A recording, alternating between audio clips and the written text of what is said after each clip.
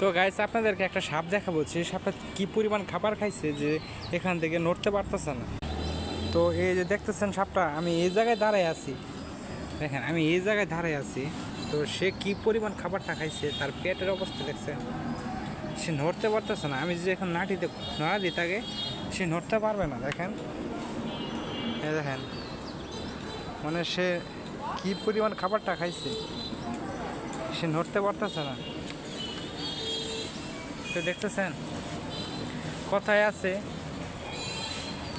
মানে একের অধিক কিছু করা ভালো নয়, মানে অতিরিক্ত কিছু করা ভালো নয়। সে অতিরিক্ত খেয়ে ফেলছে, দেখেন সে অতিরিক্ত খেয়ে ফেলছে, দেখেন সে অতিরিক্ত খেয়ে ফেলছে, বুঝছেন, তার কারণে সে নড়তে পারতেছে না। আমি যদি তার নাটিতে খুঁচাও দেই, দেখেন সে কিন্তু যাইতে পারতেছে না। দেখেন দেখছেন, সে যাইতে পারতেছে না, সে অনেক খেয়ে ফেলছে।